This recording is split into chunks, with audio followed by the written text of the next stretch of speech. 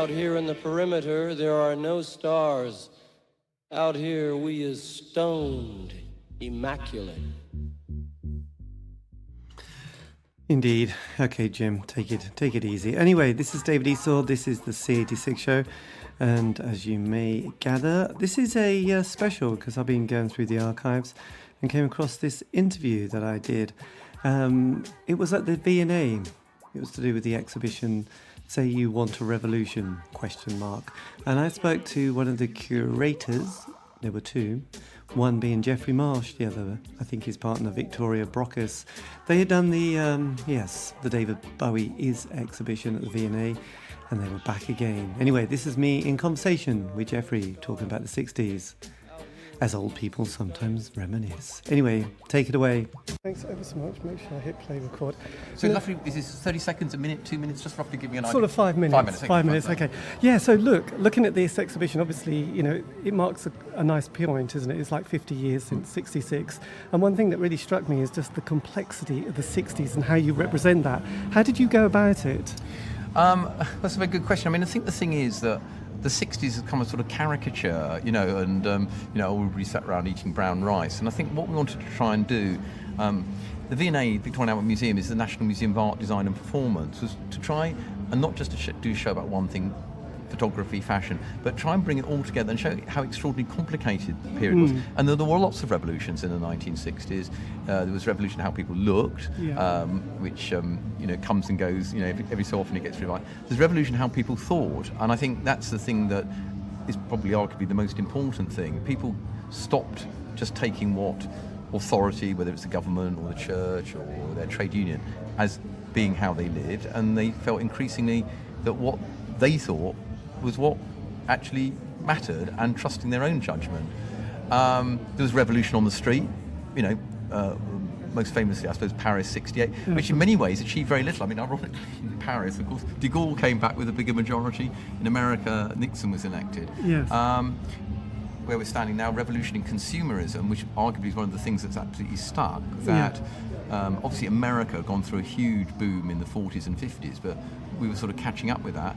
And, you know, did we trade the love of possessions for the love of freedom, as various people put? And then other things that we go on to is about new ideas about kind of living, revolutions in living and in communicating. And of course, probably the biggest one that affects all of us is that in this period you had people doing the basic work which led ultimately to personal computing. Apple was famously established in 1976. Steve Jobs was a dropout, went to India, became a vegan, lived on a commune, said taking LSD was one of the three most important things in his life because it created a new way of thinking. But those people and the companies at that time were building on a lot of research done in the 1960s. And of course, the people who worked in the 60s saw personal computing as being libertarian. It was the idea of trying to link together everybody to share knowledge, to build a new society. And of course, the ones that are still alive, if you talk to them, they have a fairly wry view of how things have turned out. Yes, absolutely, actually.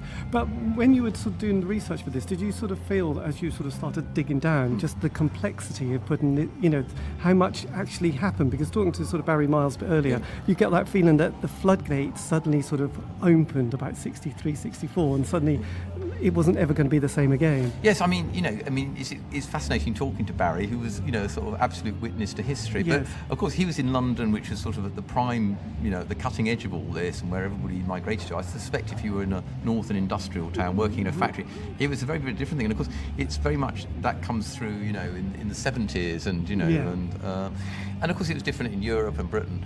I think that though that what changed was. As Ian MacDonald in his book on the Beatles said, was the revolution in the head, that people simply, the mass of the population, their mental take on life shifted. Not hugely, not massively, but they just thought, actually, am I that bothered about all this thing that I've been told is wrong or right?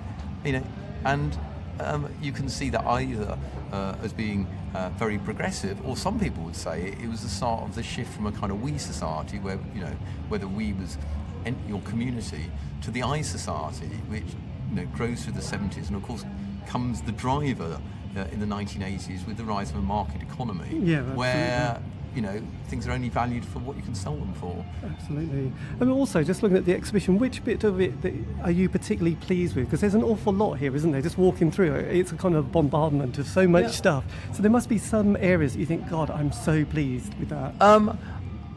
Yes, I mean, it's sort of different because we've tried to make the exhibition work for different interests. People are interested in design, people are interested in politics. I think simply in sort of museological terms, the thing that I'm very pleased with is how Woodstock, the bit on Woodstock's turned out. Right. Because the problem you got is that, it could just end up looking like a pop festival nowadays. And I do think that it feels different, and yet you can see the connection to all these hundreds of festivals. Yeah, absolutely. But of course, that's because it had a great filmmaker, Michael Wadley, who shot it. Yeah. I think for me, one of the things I really love here is Bill Anders' spacesuit. Bill Anders was the astronaut who didn't go to the moon. He was on Apollo 8, but he's the man that took the first photograph of Earth, the famous Earthrise photograph from space. And to me, that is probably the absolute turning point of the 1960s, because suddenly, I think everybody suddenly realised that the future wasn't going to be solved by, just by science, although science and technology is obviously critical, but by social organisation back on Earth. And the slightly scary thing was when Anders and his two compatriots, there were 3 people behind the camera and 3 billion people that they were looking down on. And if you did the same thing today, there'd be 7.5 billion people. And it's extraordinary. 24 people went to the moon, but no one has gone further than those people who got to the moon. And is that a lack of ambition? Obviously, there's things going out to Mars and all the rest of it all the time. Or is it because actually, the real problems are the ones down on Earth? And the fact that, despite the fact we're on 50 years later, some of those absolute key issues we haven't got any nearer to solving. And I think that's partly what we're trying to say at the end of the exhibition is the things that have really stuck from the period are the things that are enshrined in law. Equal rights, so on and so forth. But they work at a national level. But international government is very, very tricky. I don't want to get into the politics of the United Nations. But actually, so many of the issues of today are international issues, particularly about the environment. Whatever you think about it, is you're not going to solve it by just one issue.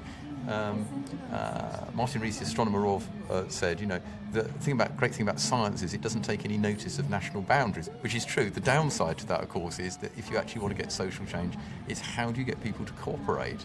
And the 60s tried it, and many of those attempts failed, but at least they tried. And I think in a world where everybody seems to be talking about building another wall, it's in the paper today, they're talking about building one around Calais. Sounds terribly sort of 16th century. That's something really worth looking back at how it came about and actually thinking is what you do about it now. Absolutely. Well, thank you ever so much. It's been amazing. And can I just quickly get a picture? Yes. Can I get a picture? I don't know why I said that, or even why I wanted one. But anyway, I did. That was me. Anyway, that was also Geoffrey Marsh, curator of the exhibition at the V&A. Thank you ever so much for listening. This has been David Eastaugh, and if you want to contact me, you can on Facebook, Twitter, Instagram. Just go to @C86show, and also all these shows have been archived, and you can find them on Podbean, Spotify, iTunes, and Mixcloud. Anyway, have a great week.